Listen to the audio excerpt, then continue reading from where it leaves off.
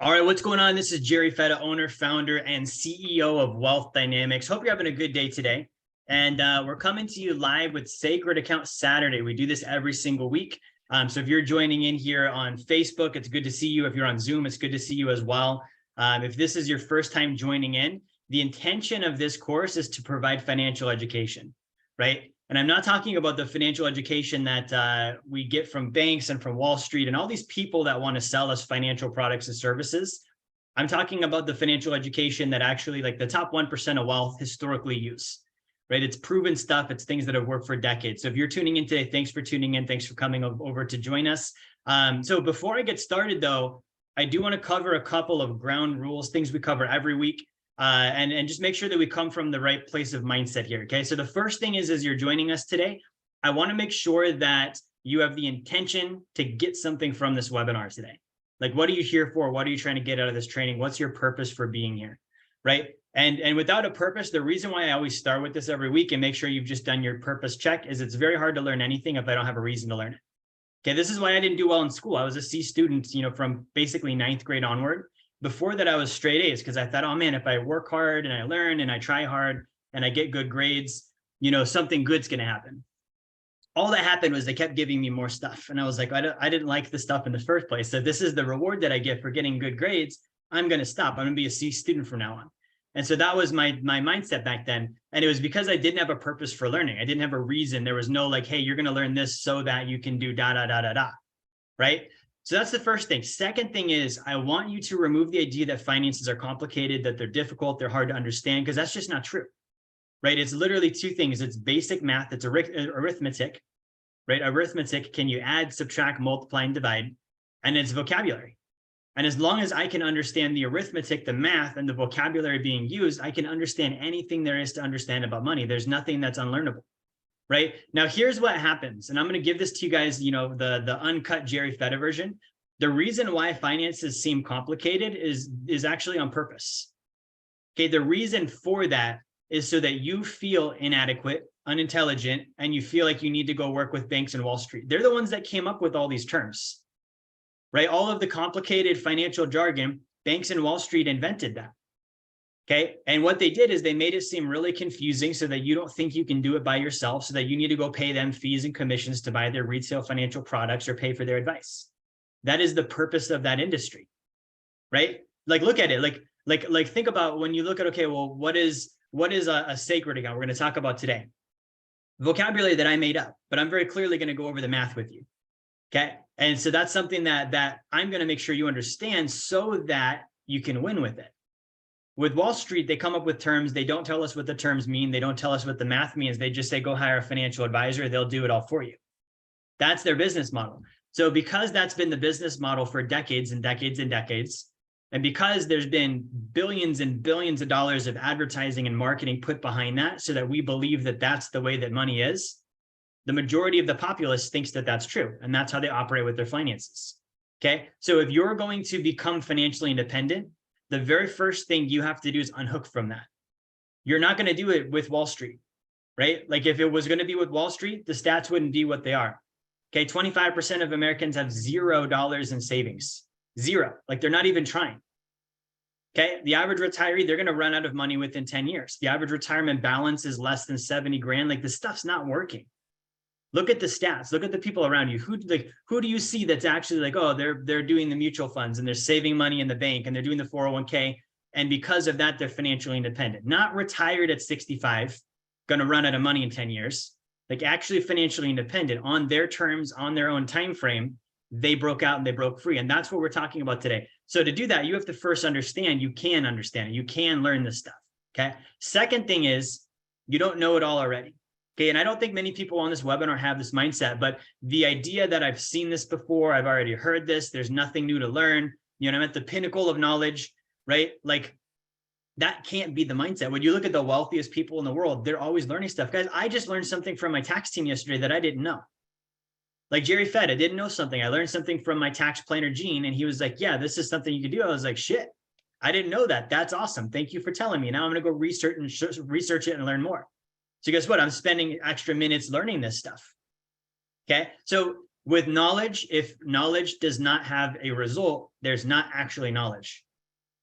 If I know something and I'm not winning in the area that I say that I know something in, I actually don't know something. I might have heard something. I might have the ability to regurgitate information, but let me tell you what, so does a parrot. Like a bird can hear a word and repeat the word. Just because you can repeat something you heard does not mean you have knowledge. An unintellectual bird can do the same thing. So I don't have knowledge. I just have the ability to duplicate and mimic noises out of my mouth that sound similar to what someone else said one time. Doesn't mean I know how to use it. Doesn't mean I understand it. Doesn't mean I'm winning with it. So unless I'm winning with it, there's still more to learn. And here's the thing. When you're winning with it, you realize how much more there really is to learn. Right? When you talk with the wealthy, when you talk with people that are millionaires and they're financially independent, especially when you talk to billionaires, they're some of the most curious people you're ever going to hear from. They don't have the idea of like, oh, I learned that already. There's nothing left. They're curious. They're learning. They're always constantly like, okay, where could I expand my knowledge? How could I view this differently? How could I have a different mindset? How can I get information I didn't have before? Okay, so I want that to be your mindset today. And then lastly, we are going to be going over questions. So if you have questions, I want you to drop them in the chat. This is an interactive webinar. I do want to make sure that we're in communication. I do like to go live and answer questions. So if you have questions, drop them in the chat. We will mic you up. We can talk, you and I, and answer your questions and help you out as well live on air. Final thing here that I'll cover is we do have a couple of people that work with me on my team that are going to be in the webinar. So we have Nano Aquino and we have Rodrigo Torres. Okay. And I'm going to put them on each for about a minute so they can give you a quick intro on who they are and they can connect with you on this webinar. One of the things that they're going to be connecting with you about is to help you if you've not gotten a copy of our book, Blueprint to Financial Freedom, to help you do that. Okay, so this is the book here, Blueprint to Financial Freedom. And one of our goals is if you're not a client and you don't have this book already, we want to actually make sure that you get this. Okay, so I'm going to put the link here for the actual book itself. If you go to jerryfetta.com/B2F promo. Okay, you can get the book. It's free shipping. Let me hide this this Facebook thing. This is trippy. It's going to be free shipping. It's going to be a free coaching call. We have a course supervisor that comes with it as well. And it's something that's going to be very valuable to you. So if you're not yet a client, one of our goals is for you to become one. If you don't have the book, our goal is for you to get the book. And so that's where you can get that. You can get it free. We'll ship it out to you. You cover your shipping. You're going to get a coaching call with that. My team's there to support and supervise you to make sure you actually finish the book and get through the material. Okay. Now, without further ado, I do want to bring Nano and Rod on really quick. So let me bring Nano on first. And that way Nano can introduce himself. And they're going to be reaching out to you in the chat. And so that's the reason I want to connect them up is so that you know who they are. And so we're live with Nano. What's up, Nano? Hey, Jerry. How you, man? Hey, I'm good. How are you today? Doing great. Thanks for asking. And thanks also for the opportunity to give an introduction. So a little background on myself. I was a client first, started back in November 2017. Then I went to work with Jerry full time. Later on, after, I saw what he was doing. So the goal on the call here is for one, that you see enough value and knowledge, on the content here, that one, if you're not a client, that you do become one. And then probably one of the best routes for you to do that will be to get the book, the free book. Once you do get the book, then either myself or Rodrigo, who's going to be jumping on a call with you, just to help you. Like, if you want the help, if you want to read the book and implement yourself, you're more than welcome to, because the book, it is so simple that you can go ahead and do that. But that would be the goal, right? If you get the book or you get on a call, hey, let's just have a two-way communication, see how we can actually help you, and just go from there, just from the standpoint of help and from implementation, which is the key thing here. It's not necessarily just going to be, hey, let's digest more and more information without putting in the application. The change is really going to help, or is really going to occur once we have the correct data and we put it into implementation. So that's the goal here from my end, for you as well. Awesome. Thank you so much, Nano. So guys, Nano's going to be reaching out to you in the chat. Let me bring Rodrigo Torres on as well and give him a minute to introduce himself. Hey, what's up, Rod? Thanks for having me here. Yes, absolutely. Yeah, awesome. So yeah, that book, Blueprint to Financial Freedom, if you're on this webinar, I highly, highly recommend grabbing a copy right after this, or as you're on the call, you can grab a copy, because that is a life-changing book. You do those steps, you will become wealthy, right? You cannot not become wealthy unless you have to do those steps, and it will happen. And I experienced that. I'm a very results-driven person. So if something's giving me desirable results, it's something I'm going to stick with. I'm going to believe it. I'm going to push it with my friends and family. And that's what I've been doing. And I'm here. Neno and I are here to help you after this call, answer any follow-up questions, direct you in the right place. There's so many things we do for people on a daily basis to change their lives. And it starts with education. So Jerry's going to go through some very important information here. And then Neno and I will follow up and help you with anything you need. Awesome. Thank you, Rod. So these guys, they're part of my sales team. And so what that means is if you're on the webinar today and you are interested in getting more information, they're here to provide that for you. We're here to help people that want to be helped. And so if you're like, this makes sense, I want to learn more, I want to take action, this matters to me. And I learned this from going to the gym, guys. Like I was a personal trainer and a bodybuilder for many years before I got into finances. And so when I was a personal trainer, what I learned the hard way was that I can't help someone gain muscle or lose weight that doesn't actually want to go to the gym and do the work. Right? Like if they're skeptical, if they don't want to put in the effort, if they're, stuck on some other past experience, that person, until they decide that they're ready, isn't ready, and there's nothing you can do to make them ready. So if you're one of those people today that you're like, this makes sense, I am ready, like I don't need to wait any longer, like I want to start increasing my wealth and building greater financial freedom in life and achieving greater financial literacy and all the things we're going to talk about, then that's the opportunity to connect with Nano and with Rod. Okay, so they're going to be reaching out to you. I do want to bring my book up one more time. They're going to be reaching out to you, and I'm sending you a message here on Zoom. So be sure you check your chat while you're on here so you can connect up with them. And again, if you go to jerryfetta.com/B2F promo, you can get my book here. Now, I will be checking in a couple of different times on the book. I will remind a few of you guys as you're being reached out to check your chat, just in case you can connect up with Rod and Nano. They will probably message everyone. So if you're an existing client, we care about you too. If you have questions, you're like, hey, I want to set up a call and get a consultation. Anything of that nature, I want to invite you to connect with Nano and Rod on that basis as well. Okay. So again, this is the book. Now, we're going to talk today mostly about the sacred account. Okay. This is Sacred Account Saturday, right? And so the reason why we talk about the sacred account is because it's one of the main things that we do. It's one of the main things that we help people, help people with. And so the sacred account is a form of high early cash value, dividends paying whole life insurance. Okay. That's a really long term. So we just call it the sacred account. I would rather say that than high early cash value, dividend paying whole life insurance every single time I want to talk about it. I just call it the sacred account. All right. Now, the reason why we talk so much about the sacred account is because it is one of the most valuable financial tools you're ever going to use. Okay. Now, this is life insurance, and this is not the kind of life insurance you're going to get from your buddy who just joined that network marketing company, or from your brother-in-law who started working for that financial firm. This is usually like something they don't even know about. I've met with some of the most experienced financial professionals in the industry, and when I show this to them, they're like, that doesn't exist, right? I was the same way. I was a financial advisor with Dave Ramsey for 4 or 5 years. I was in 7 or 8 different states, Alaska, New York, Tennessee, Minnesota, you name it. I had territories there. And so I was under the impression that life insurance was bad. You should never put money into it. I thought it was the literal devil. Like financially, it was like you're Satan if you're using this kind of life insurance, until someone showed me the sacred account. Okay, once someone showed me the sacred account, I looked at it and I was like, there's no way this is real, right? This can't exist. Like I'm looking at a unicorn right now. There's no possible way. And that was my real experience. And so I had to look at in that moment, and this is the decision we all have to make.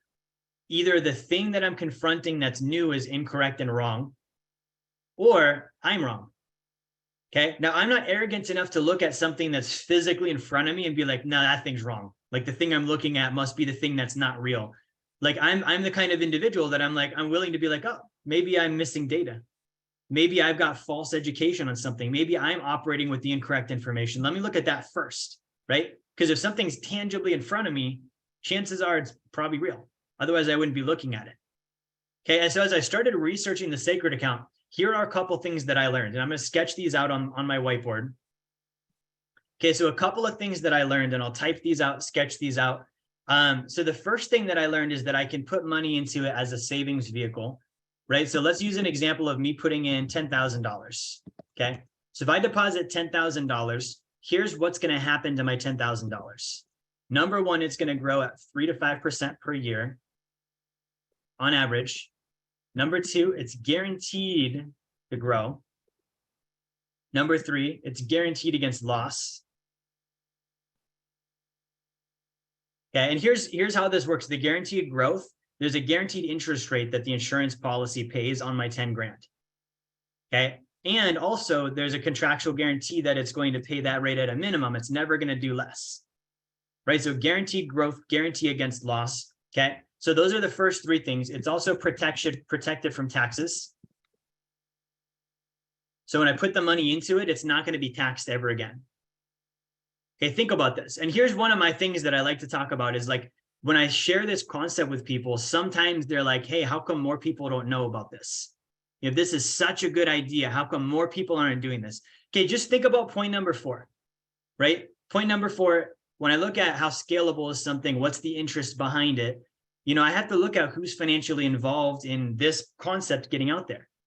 So just think about it. If every single US citizen put all their money in life insurance, they would never pay taxes again. Okay, the IRS would not exist. The Federal Reserve Bank would go out of business. We would actually be a free country again.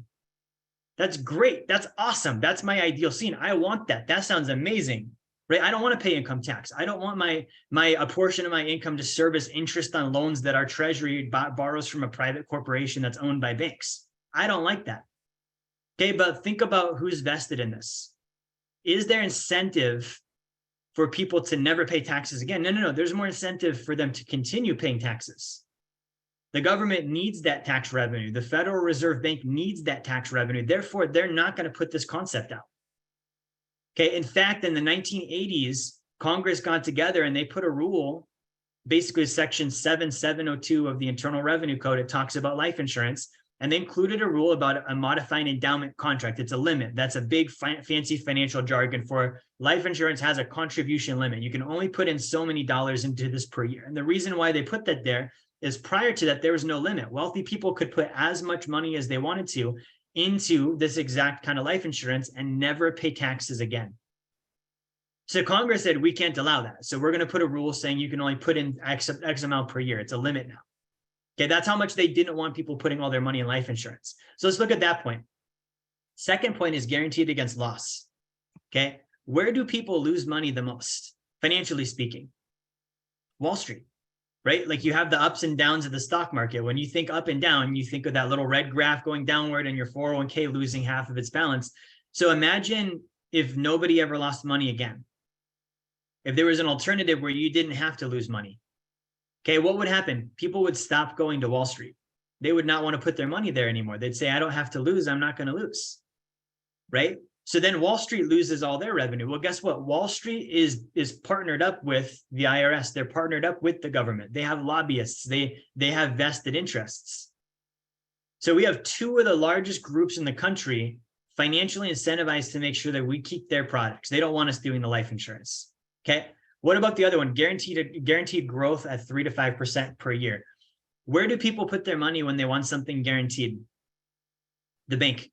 They stick it in the bank. They put it in their savings account. They're never going to lose. It's guaranteed to make something, right? Like it's an obligation. We have that safety thing with the bank where we're like, if I put my money there, it's always going to be there. Well, imagine if everybody in the country all of a sudden knew that they could get guaranteed against loss, but they could get 3 to 5% per year annual growth tax-free. They're not going to go to the bank anymore. Let me tell you guys my personal relationship with banks. I have 1 month of cash in banks for my personal and business, and that's it. I don't keep other money in the bank. Why do I have 1 month? Just in case something bad happens and I need quick access to cash. Okay, I'm going to let them, manipulate and loan out my money for 1 month worth. The rest of it all goes into my life insurance. It goes into my gold. It goes into my investments. I don't give money to the bank. So if every single citizen in the country did that, first thing that would happen, they would all withdraw their money. Okay, if you haven't noticed, if you didn't know this, there's not actually enough money in banks to recover all the deposits that have been made. So that's called a bank run, when the customers pull out money and the bank doesn't actually have that money. So this would happen. That's a real life scenario. The banking system would fail instantaneously because there's not actually the money there for every single citizen to do a withdrawal. Second thing is that the banking industry would just go out of business because people would not put money in the bank anymore. There would be no reason to. Okay. Now, on top of that, which we're going to talk about today, you can actually loan your life insurance. You can borrow against it. So there goes the need to go to the bank to get a car loan. There goes the need to go get a mortgage. Like all of this stuff crumbles because of the life insurance. So when you're like, how come I've never heard of this? Why would you? Why would there be incentive for that? Think about this. John Rockefeller, one of the wealthiest individuals in the history of this country. I think to this day, he still is the wealthiest. When you inflation adjust his net worth, he was worth almost $400 billion. Okay. He owned a bank. Like he owned an actual bank. I think his bank was, I think it's Chase Manhattan or Citi.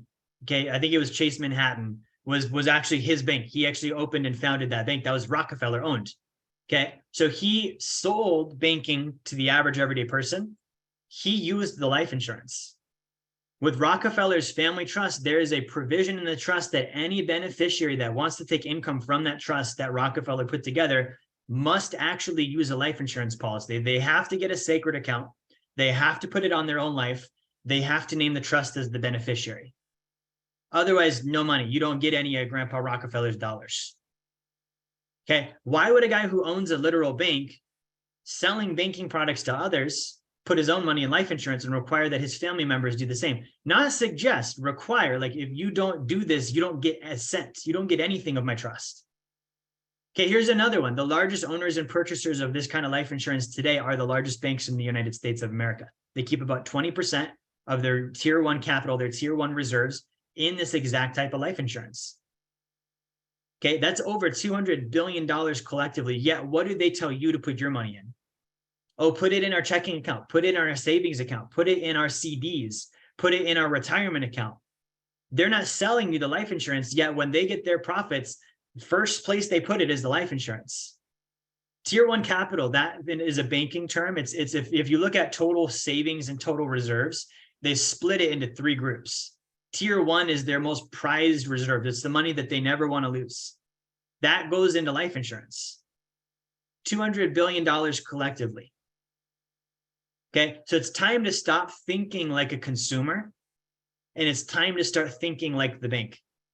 I was taught as a kid I could save money in a bank. Okay, I was taught as a kid you could rob a bank. I was never taught as a kid that you could become one. And so what I'm going to teach you today is how to become one, right? Now, here's the thing. The banks know about all this stuff. I have a friend named Chris. He's also in the industry doing sacred accounts, setting up life insurance for people. And he made a really good point. I was talking to him the other day. I was listening to him. And he's like, yeah, when you go into the bank, like they literally give you what? They give you a lollipop. What does the lollipop say on the wrapper? It says dum dum. Insult to injury. Like they're giving you a sucker, and the sucker, which is really you, says dum dum on the front of it.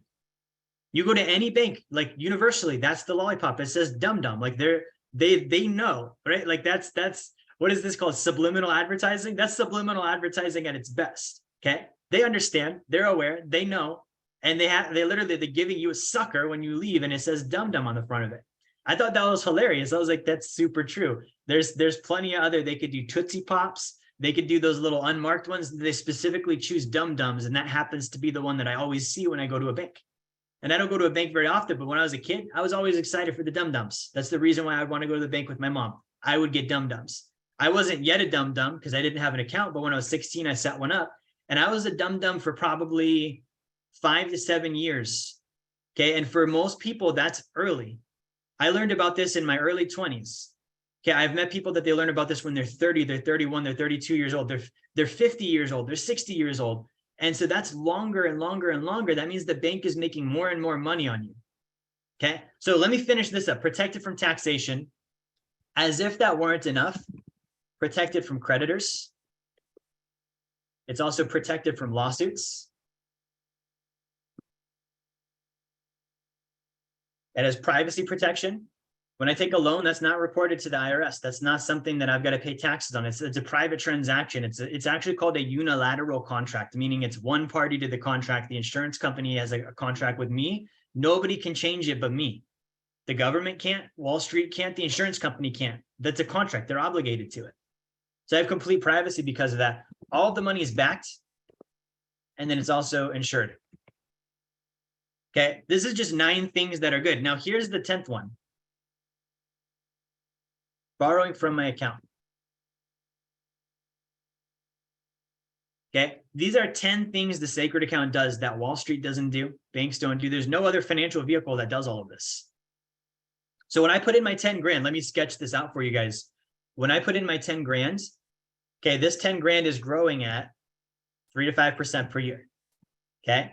This 10 grand is guaranteed to grow. It's guaranteed against loss. It can't be taxed. It's protected from creditors, lawsuits. It's got privacy protection.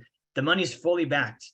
Okay. So the insurance companies, when they do a whole life insurance policy, they're financially required to actually fully back the money that they have in there. So the cash value is actually dollar for dollar money they have in reserves.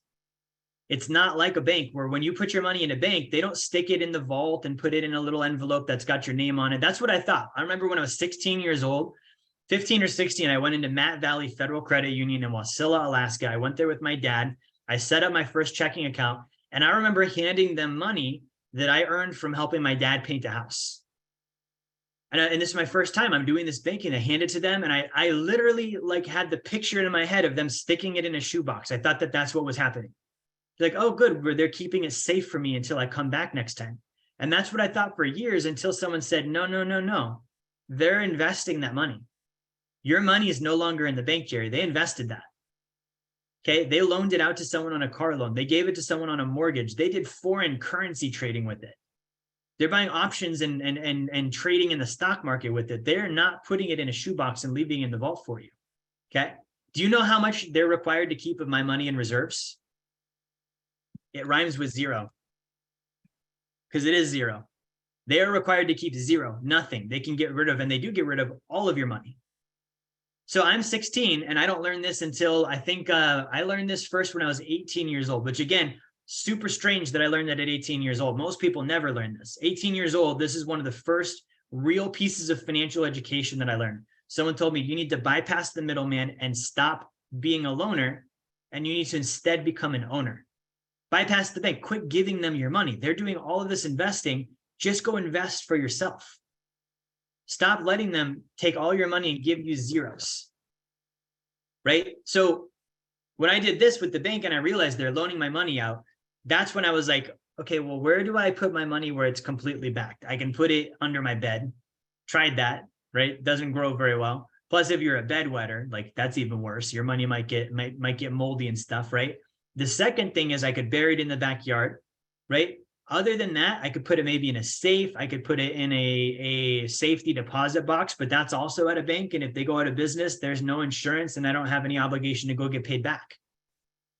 So I had this dilemma of like, and you'll hear this. My team has probably heard this from business owners. One of the number one things we hear from high income individuals is like, I don't know where to put my money. I'm a good earner. I've got a business. Maybe I'm in sales. Maybe I'm an entrepreneur. I don't know where to put my money. Where do I save it? So they just save it in a bank, or they go online and they find some high yield savings account where they're boasting, we'll give you 2%, but they don't tell you that they're loaning your money out on unsecured junk bonds to get that. And they're making 12 and they might lose everything, but they're going to pay you a whole 2%. Whoop-de-doo, right? So that's backed. The insurance companies literally have to back the number that's in the cash value. It's literally sitting there in reserves, but they count it on their balance sheet as a liability because they know that they're going to have to pay it out to you because it's permanent insurance. They're contractually obligated, right? So they're actually backing it all, plus they're insuring it. Okay, my life insurance policy has a $400,000 insurance policy on it with the State Guarantee Association. What's the FDIC insurance? Okay, 250 grand. How much does the FDIC actually have? They've got 1% of what they need to cover all deposits. Like literally, if the banks went under, the FDIC couldn't actually solve, like bring them back to solvency because it itself is insolvent. It's 1% of what it needs to have. It means it's 99% underfunded. Right? Now, what is it funded by? It's funded by taxpayer revenue. So I'm literally insuring my own money with the FDIC. Right? Not only that, but their banks have what's called a bail-in. If a bank has a bail-in, it means they can keep your deposits and limit your deposits in order to keep the bank solvent. They did this in Greece during the financial crisis in 2011 over in Europe. People could only take out 25, 35 bucks a day from their checking accounts. They were limited. Okay, like imagine that. How are you going to buy groceries? You go to swipe your debit card and it's like, oh, sorry, you got a $35 limit today because your bank did something stupid. Now you can't buy milk. You can't feed your kids. You can't get gas for your car.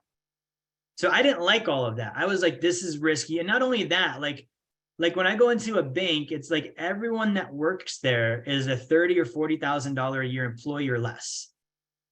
But the bank has this giant building, right? When I walk into a small business that's doing well, the staff have nice cars, they're making good money. Like I can see that. I'm like, wow, everyone here is making money. That's awesome. When I go to a bank, giant skyscraper, and you got a bunch of cogs in the wheel making 40 grand a year that hate their jobs and they're not doing well and they're in debt.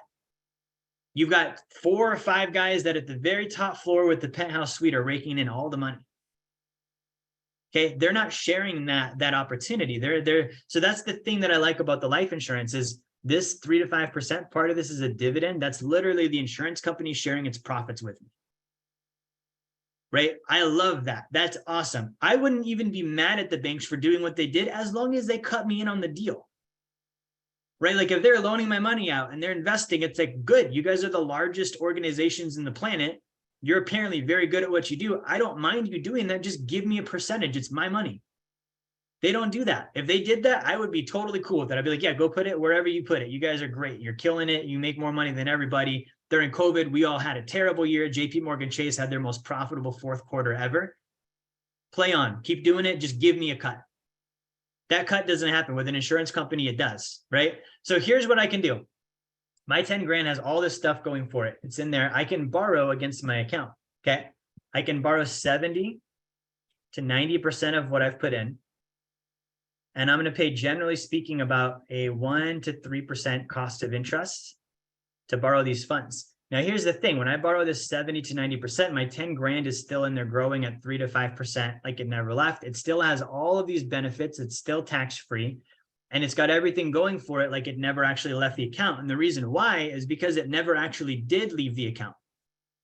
See, I'm an owner in the insurance company. When I have a sacred account, I am what's called an equity owner. Okay, equity means they treat me like a shareholder. It's a mutual life insurance company. Specifically, that's the type of life insurance company is. They're not a stock company. They don't publicly trade. Okay, it's mutual, meaning if I own a policy, I am the shareholder. I am the person. That's why I'm getting a dividend. They're sharing their profits with me because I own part of their company.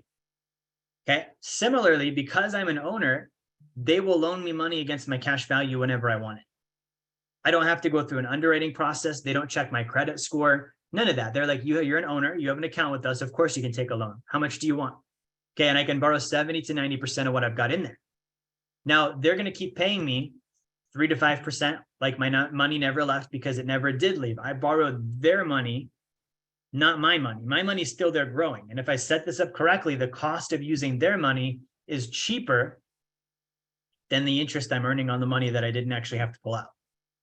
Okay. Now I want to quickly backtrack because sometimes people are like, okay, well, why take a loan? Why borrow against your own money? Okay. Well, there's 2 reasons. And I've talked about this before. When I have an asset that's growing, if I sell it, there's going to be taxes. Okay, taxes on the growth, taxes on the sale. So I never want to pay taxes. And also when I sell an asset, I just sold an asset, right? Like I don't want to sell an asset. That's like having kids and getting rid of one of them. It's like I had them for a reason. Apparently I wanted kids. Why would I get rid of them? Apparently I wanted assets. They're doing what they should be doing. Why would I get rid of it? Why would I sell it? Okay, so I don't want to sell it and I don't want to pay taxes. So instead, I take a loan against it. If I take a loan against it, I don't have to sell it. Therefore, it can keep growing. Okay, if I didn't sell it, there's no taxes due, right? So this is important to look at. Now, I want to tie all this together. I talked about it at the very beginning, and I put this on our Facebook description. I'm going to make an argument today that you should actually get a sacred account for Christmas. Now it sounds crazy. I'm telling you that you should, like, life insurance should be a Christmas present for either you or someone you know, right? It sounds nuts, but I'm gonna argue my point here, and I want you to actually hear me out on this. Because when you think Christmas, you don't think life insurance. You think about a new Xbox, you think about a car or a piece of jewelry, something of that nature, like it's a consumer purchase, right? And I'm telling you here today, like, no, you should totally do life insurance, right? Like your wife is going to open a manila envelope and it's going to be a life insurance policy. And she's going to say, honey, it's what I've always wanted. Like, that's the idea you get. And that's true. That might sound nuts, but I'm going to explain to you why this is a good idea. Okay. So all of this stuff that I talked about today, I'm just going to clear my screen and unshare this for a second. all of this stuff that I've talked about so far today. And guys, really quick, before I do argue my point, I wanted to do a quick check-in on questions and also on the chat here. So if Rod or Nano sent you a message, I'm just going to quickly let you know. Good to see everyone, by the way.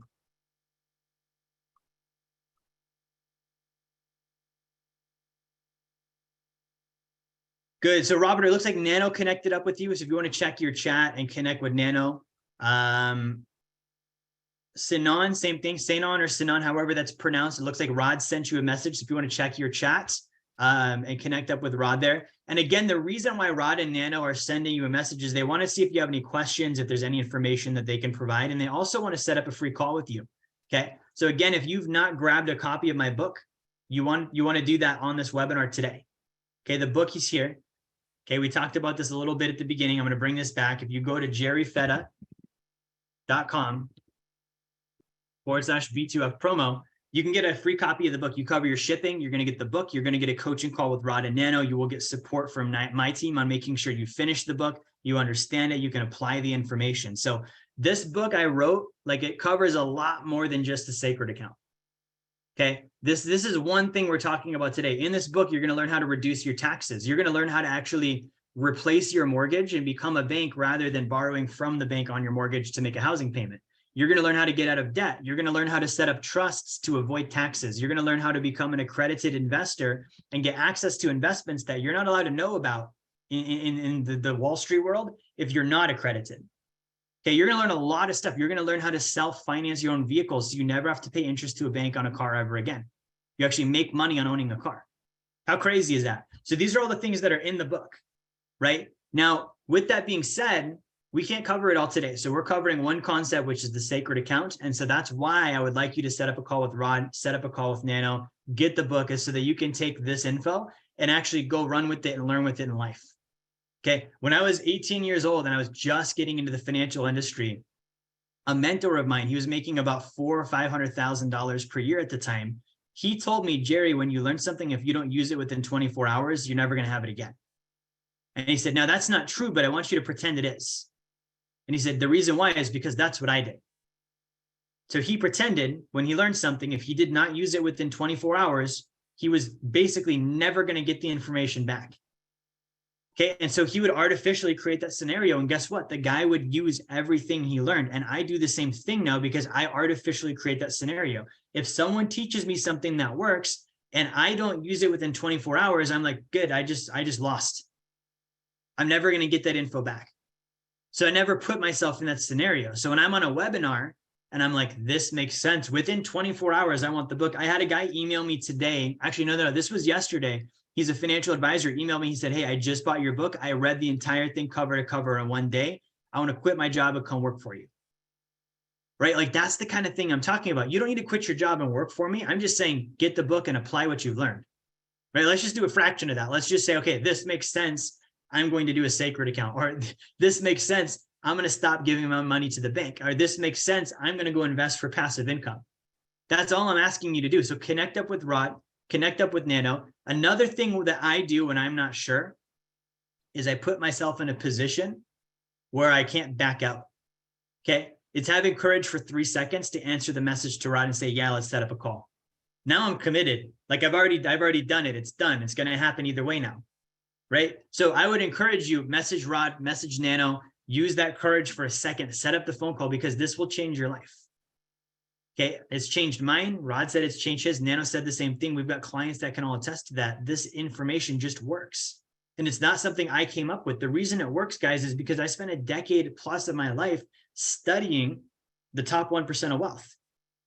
What do they actually do? Historically speaking, based on real stats, based on their actual biographies and stories, not what some gigantic billion-dollar financial firm is telling me to do. And that's why it works.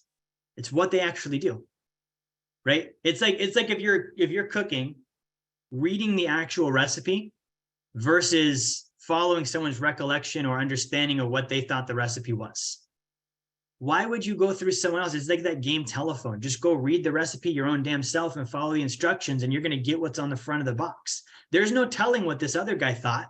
He might not even be able to read. right? Like we're taking advice from people and we don't know where they're getting it from. So that's why I say, get the book, get the call with Rod and Nano, have the experience for yourself, understand it for yourself. All right, let's just jump back into some questions real quick.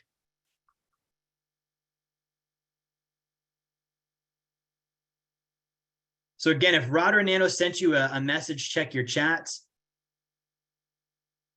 Ernesto, it looks like Rod reached out to you. So Ernesto, if you want to check your chat as well, same thing with you, Rodney.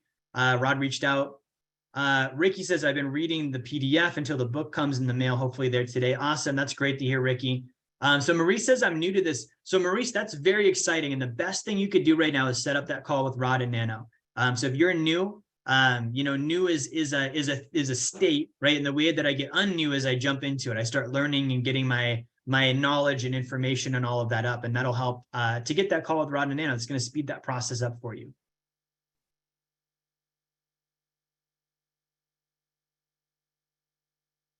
Let's see here. Any other questions? Looks like Janice is setting up a call with Rod. That's awesome.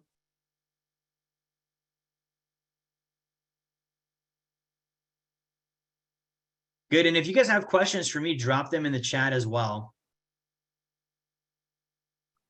Good. So that's all the questions I see. And make sure, again, you check your chats. So let's talk about the Christmas thing. Okay. I am now going to make the argument that you should buy a life insurance policy for Christmas or have someone else buy you one for Christmas. Okay. Part one, why you should buy one for Christmas. Let's begin. So you're going to spend money on stuff. You're going to turn dollars into things. That's what Christmas is about, right? Turning dollars into things and then giving those things to other people. Okay. Now, here's the problem with that. Now, let's first talk about the good things. We do this because the things we buy make people feel good. It makes us happy to buy it for them. And it's nice to give stuff to other people. I think giving is a great thing. Now, Christmas has become very consumerized because of the fact that we're turning dollars into things. And that's basically what happens on Christmas, right? Now, the problem here lies in the fact that when we turn these dollars into things, we don't get these dollars back ever again. So if I take the dollars and I turn it into, let's say, a PlayStation for my son or whoever, right? That's several $100s I'm never going to see again.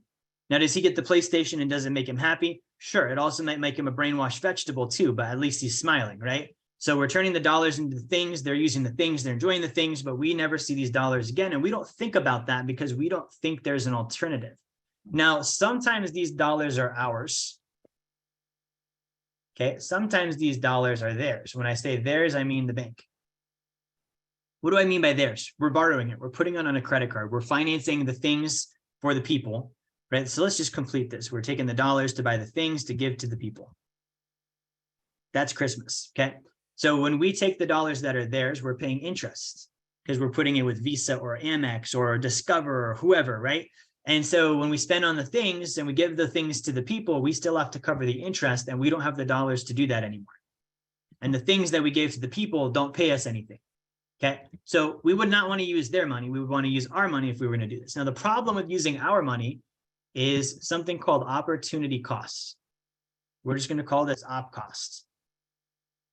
Okay, what is opportunity cost? Opportunity cost is the fact that anytime I use a dollar for a thing, I've disallowed myself to use that same dollar for a different thing. Meaning by saying yes to one purchase, I'm saying no to every other purchase I could have made instead. Okay.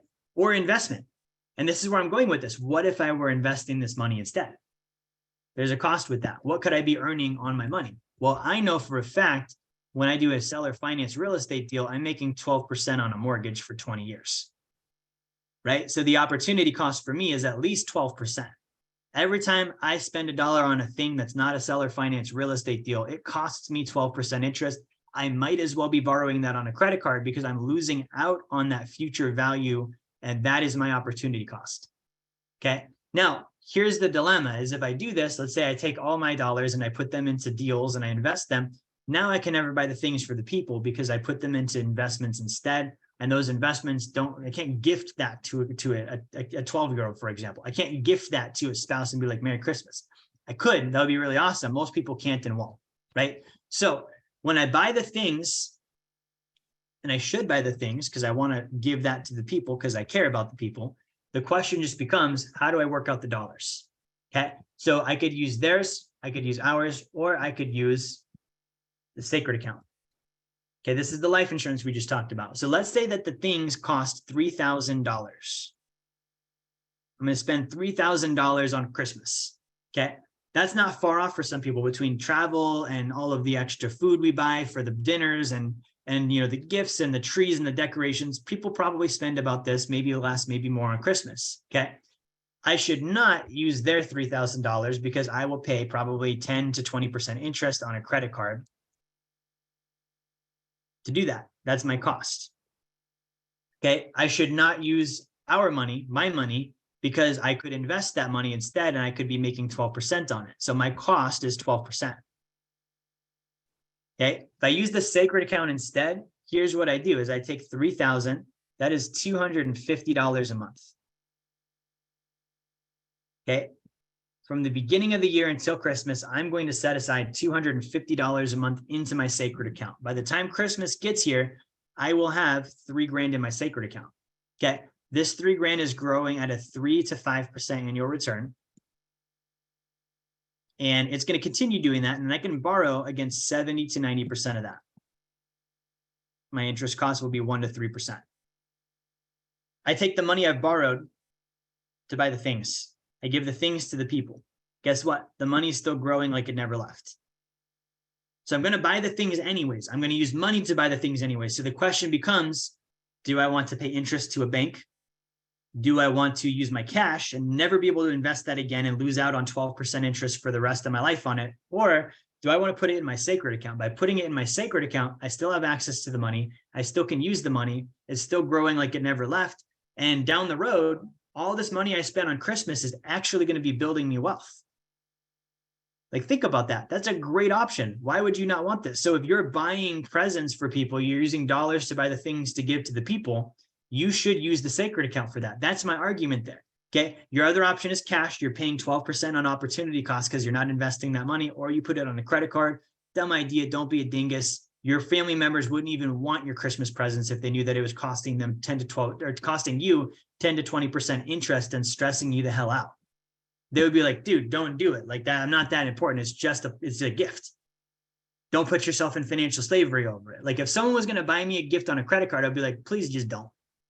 Like let's be smart about this. You can just give me a card, right? Like, I don't want you being financially enslaved because you felt like you needed to buy me a trinket that, once a year you buy for someone. Okay. So let's use the sacred account instead. So that's the first argument I'm going to make. Now, here's the counter argument. Okay, well, Jerry, then you have to have $250 a month. You're spending it already.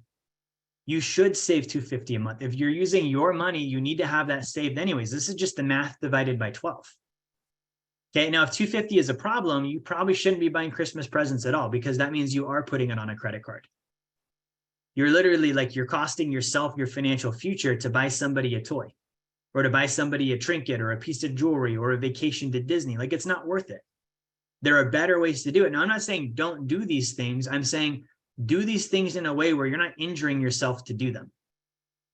Right? Like, it's kind of weird when you think about it. Like, someone is actually financially enslaving themselves to go to Disney World. Like, Mickey Mouse at that point is the jailer. Like, he is God, and you're putting yourself under the bus to get ran over so that you can go, propitiate to Mickey Mouse with your family and walk around in the hot weather all day. Right? Like, I know that's a different way to look at it, but that's the way I see it. Is like, why would you go into debt for this? Why would you use all of your money and all your reserves for this? Put yourself in a position where you actually can benefit from it. So it's $250 a month. You should be saving that anyways. If you're spending cash, you already are. We're just planning for it now instead. Or we're going to go on a credit card. Okay. I'm not even going to have that argument with that. You and I both know that's a bad idea. Okay. So we're not even going to validate that by me saying, let me argue against that point. It's just dumb. Don't do that. Bad idea. Right. Now, the other thing is, okay, well, Jerry, you can only borrow 70 to 90%. So if I need to save $3,000, I actually need to put in more so that I can actually, use that $3,000 instead of having 70 to 90% of it. Because 70% of $3,000, for example, right? So if I have $3,000, 70% of that is $2,100. Okay, so now I can only spend $2,100 on Christmas presents. Okay, good. Well, then let's put in some extra $3,000. Let's say I can borrow 70% of that. That's $4,285. I'm going to put in $4,285. That's going to grow at 3 to 5% for the rest of my life. so I can borrow $3,000 a month and finance my Christmas presents in a way that I make money on Christmas presents? Why are we arguing about saving more money? That's the ideal scene. You should save more money. That's a good idea. It's not like I'm saying go get a car payment or saying go buy cigarettes or go waste it on Las Vegas gambling. No, I'm saying prudently put it in an account that's not going to lose money, that you'll never pay taxes on again, that's guaranteed to grow forever. Pretty good idea, right? That's like saying you should eat healthier. And you're like, but then I can't have as much bad stuff. That's the point. You should eat healthier. That's why you eat healthier, is to have less bad stuff, because you want to be healthy, because that's how you do it, right? So that's the first argument that I want to make here. The second one is going to be why you should ask for one of these for Christmas. Okay, so for Christmas, let's talk about that. So we talked about buying things for others, right? We're going to talk about your own stuff now. Why would you want this as a Christmas gift? Why would you go ask your, mom, dad, husband, wife, parents, whoever, get me a sacred account for Christmas? Here is why. Okay, who's ever gotten a gift card for Christmas? Right? You get like $100, you get, $300, whatever it might be, right? So instead, the setup fee for a sacred account is $250 one time. Okay, this is what we charge to set up an account. Now, what does this actually come with? There's a few things this comes with. This comes with a 6-month membership to Wealth Dynamics U. That's our online financial education platform. This comes with 1 copy of my book, Blueprints of Financial Freedom. This comes with 1 copy of my book, How to Create Wealth. This comes with 4 copies of my Big 3 Challenge Journal. Okay, this comes with a coaching call. This comes with unlimited support. And also, it comes with access to weekly webinars, weekly trainings. And on top of that, we're going to design and build your sacred account.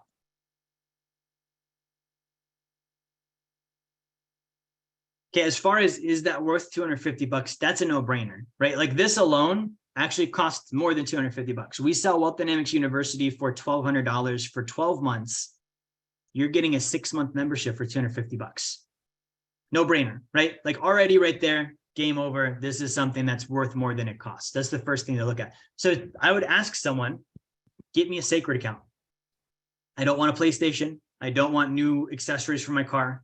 Okay, I don't want another iPhone. I've got the 10. It's the same as all the other ones. It turns out the camera is just a little bit different. Does all the same stuff. I want a sacred account. I will fund it. I will do my own contributions. Minimum contribution is $250 a month, or up to 15% of income. So you get to pick how much you're going to put in there. You're not asking this person to fund it for you.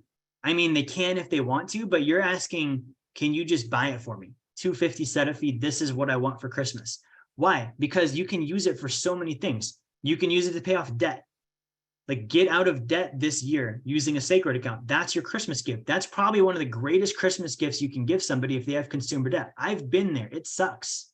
It's stressful. It's expensive. It makes you feel poor. Like it does all this stuff to actually suppress you and bring you down as a being. Getting someone out of debt, giving them the tool to get themselves out of debt is one of the greatest gifts you can give. Okay. Second thing is you can build your reserves up, your 6 months of reserves. You should have 6 months of expenses in reserves. So you spend $3,000 a month, 3 times 6, 18,000. You should have 18 grand in reserves at all times.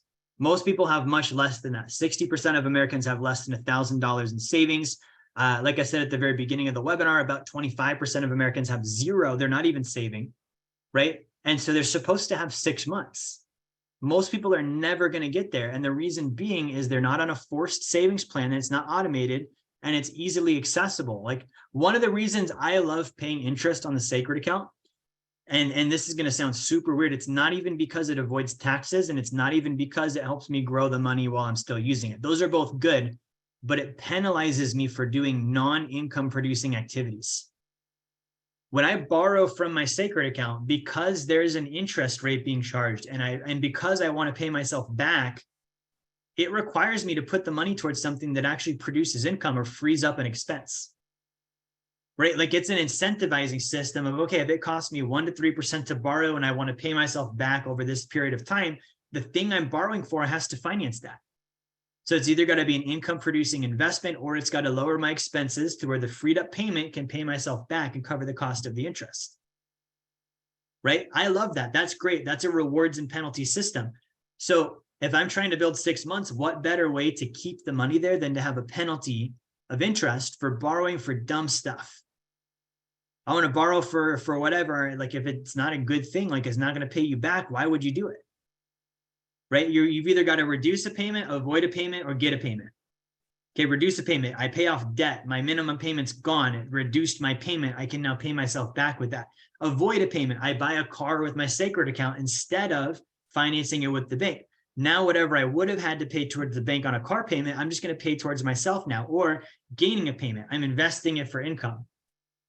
Those are the 3 things that I've got to look for anytime I take a loan. So it can help me build reserves. Okay, the other thing I just mentioned is it can help me do self-financing on large purchases, right? Let's say I want to buy a car this year. If you're an entrepreneur, listen up. If you've got business profit and you buy a vehicle through your business that weighs at least 6,000 pounds and you set it up correctly, you can write off up to 100% of the purchase price of that vehicle against your income taxes. Okay, when I learned that rule, since then, every single car I've bought is that. I write it off in my income. Now it's based on usage. So I buy them in December, usually 2nd week of December, 3rd week of December. If I buy it that year, I can write off 100% of the value as long as I used it for a 100% business activity the year I bought it. So if I buy it in December, the 2nd week of December, for 2 weeks, I'm only going to drive it for business. So I can say, yeah, that was 100% business that year. Right now, if it's a $70,000 vehicle, I get to deduct that against my income. 70 grand reduces my taxable income. I get a car that I love. I have my Sacred account used to finance it. It's growing the whole time, and I've offset my taxes.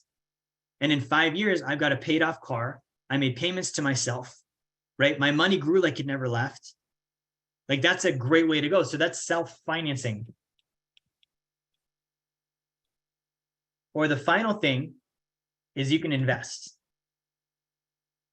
Okay, we have clients doing this all the time, right? So for example, we're really big into seller finance real estate. I buy a piece of property. I put that on the market. I seller finance someone else. They make me a mortgage payment. I'm going to make probably 12 to 14% on it. But if I put it in my Sacred account first, I'm also making an additional 3 to 5% on top of that.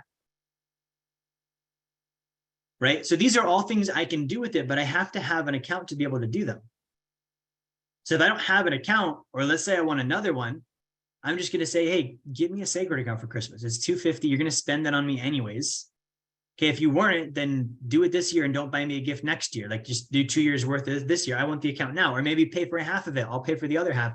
That's what I want for Christmas. Like knowing what I know now, having what I've had now with the Sacred account for years now, I've got lots and lots of money in my accounts. Okay, I would do this as a Christmas present. If I didn't have one and I knew about this concept, I would be chomping at the bit. I would be like, this is the only thing I want. Okay, I don't need a card. I don't need a gift card. I don't need to go out to a restaurant. Like I can do all of that with my Sacred account once I have it, but I've got to have it first. Okay, so there's my argument. And I bet that you didn't think when you joined today on the webinar that you were actually going to be like, huh, he's kind of right. Like that makes sense, right? But it's true. Okay, I see clients on here that have them, you know, and I know they've had the same experience I have where it's like, yeah, if I didn't have one, I would want one. And if it was a Christmas present, that would be a damn good Christmas present. Okay, so what I'm going to do is I'm going to wrap this up in a few minutes. I do want to open up for questions. Let me just check the chat.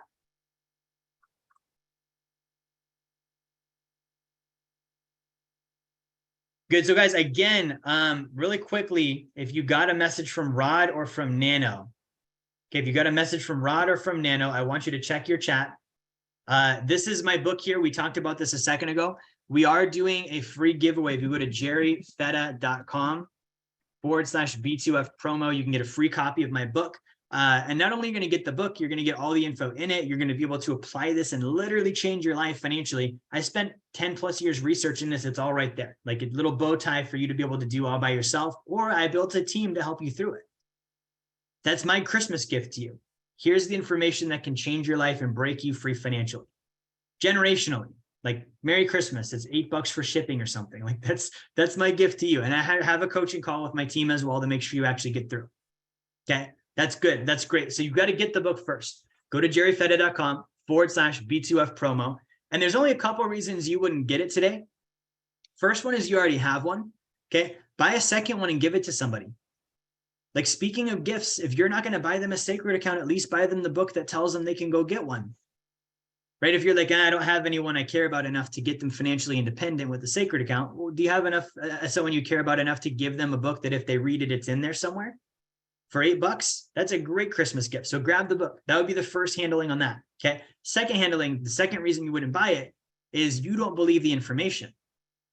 Okay. If after today's webinar, you don't believe the information, I don't know what to tell you. Like the top 1% actually do use this account. If you go Google bank-owned life insurance, you will see everything I told you today. If you Google corporate-owned life insurance, you're going to see that the largest corporations in the US use it as well.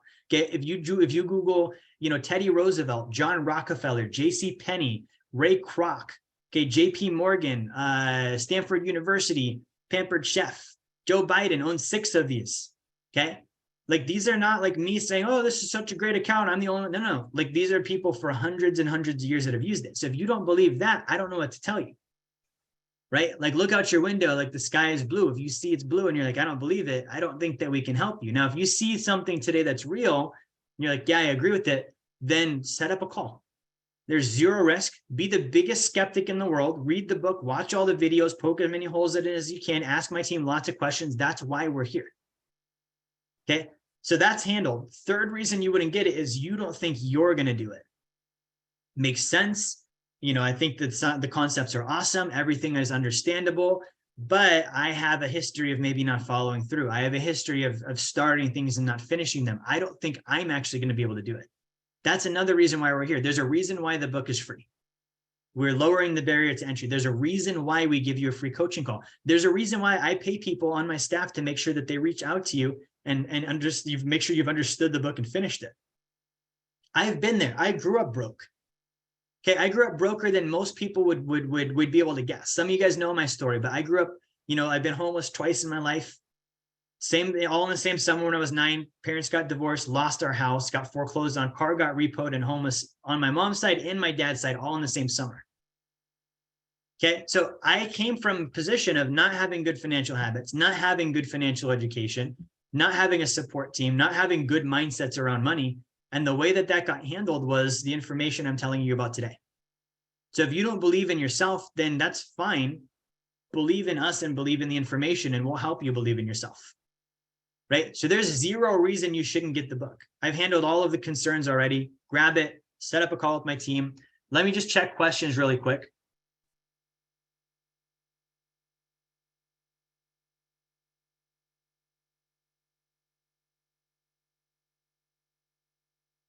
Okay, so here's someone that bought the book. Sinan says, I secured a copy of the book about 2 weeks ago and also read it in one day. That's awesome. The concepts were thought-provoking and I had to see it through to the end. I've already shared the book with my older sister as a result. That's awesome. I have not scheduled a call because I'm not in a position financially to open a sacred account.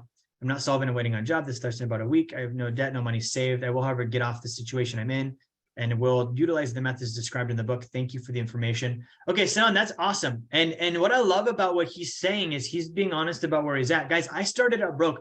When I first got into the financial industry, I did not have the $100 to get my life insurance test. I had to borrow the $100 to go take my life insurance exam. I was that broke. Okay, so I've been there. Sinan, if you reach out to Nano or Rod, they can get you a $10 trial, month-long trial to Wealth Dynamics University. There will be information in there that can help you. I guarantee that. And again, just my Christmas gift to you, like use that information. And I hope that gets you in a position that we can help you start your account someday soon. Nicholas, I've been tuning in for several months. I love the consistency. I'm putting the blueprints into use. And from my very first time with my life, I'm winning with finances because of Wealth Dynamics University. Guys, listen, this is literally a real guy in the chat right now. We didn't tell him to say this. He's just saying this. For the first time in my life, I'm winning with finances because of Wealth Dynamics U.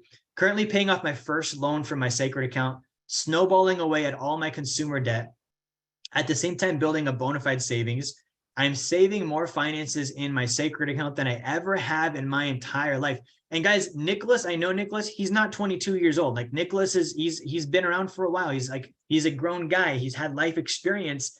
And that's amazing to me because whether he's 40, 50 years old, like for the first time in his life, he's saving more money than ever because of one concept.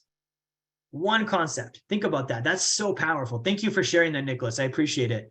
He says, P.S. It's so cool being your own bank. It really is. Lawrence, thanks for another great session. Grateful to everyone at Wealth Dynamics. Thanks for your support. Janice, thanks, Jerry. Good to see you, Janice, on here. I see one more question in the chat before we wrap up here. Maurice says, can you kindly share the website? Yes. So Nano, if you want to send Maurice the website for the sacred account and also for the book and also for your calendar link, I would like to have you and Maurice connect up for a call if you haven't already. Let me just check on Facebook one more time before we finish up here today.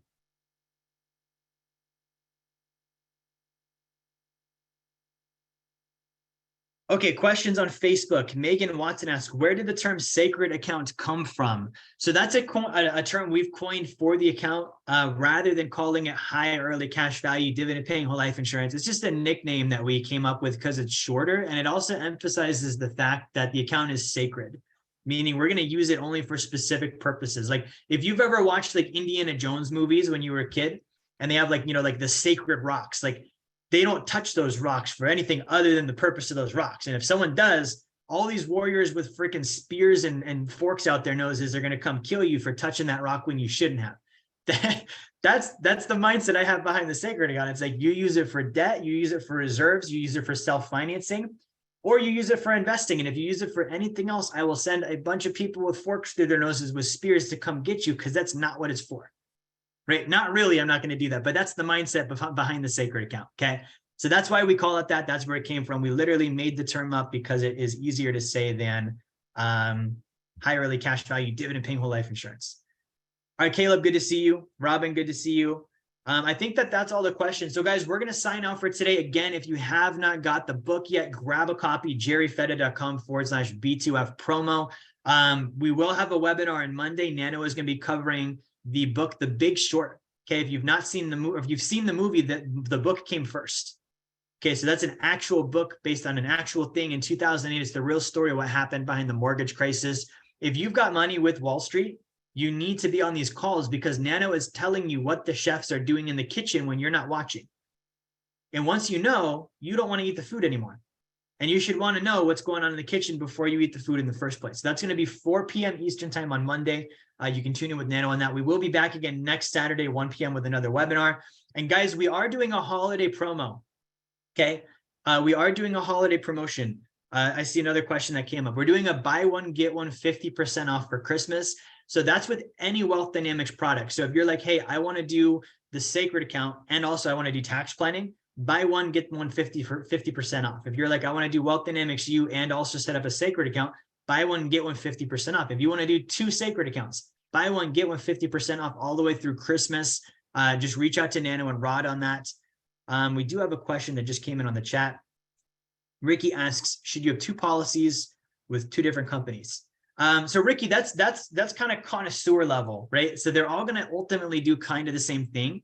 But if you're like, okay, I want to set one up with Guardian and also with One America or Mass Mutual or Lafayette Life or whatever other company that we work with, you can, and you can compare the 2, right? So we are able to set that up for you. We do work with more than one company. We like Guardian a lot. If you've also, Ricky has an IUL. I wouldn't do the IUL, Ricky. That's up to you on the IUL. Ask Rod. Rod, if you want to send Ricky my article on the IUL, that's a good point of Ricky just for him to be able to get some education on how IUL works. Why I'm not necessarily a fan of it. It's not bad. It just doesn't do the same thing, right? Like I'm looking for a very specific purpose. The IUL doesn't accomplish that. So if you're like, I want to do both and see how they fare against each other, it is apples to oranges. It's not like you're comparing similar items. You're comparing something that's completely different against another thing that's completely different. So of course they're going to be different. It's like, I want to pick out a car, so I'm going to compare it against a condo. Not really the same thing. I should compare a condo against a condo or a car against a car. They're not the same purpose. So Rod, if you want to send Ricky some info, and as far as actual companies, Ricky, if you want to get like 2 sacred accounts, there are multiple companies we work with. And that's like, I want to see which one does better knowing that they're both going to pretty much do the same thing. Okay, but it's more of just like a fun point if I can compare and compete against each other within the same product. So we can set that up too. Good. So that is it for today, guys. I'm going to tune out. Thank you for watching. If this helped you, share it with someone. Come back again next week. Check out our BOGO offer. Check out the book. Set up a call. Have a great Christmas. And again, be a top 1%er this Christmas. Think about how you can grow your finances, how you can produce rather than being the person getting sold to and charging up credit cards all season long. That's it. I'll see you guys next week.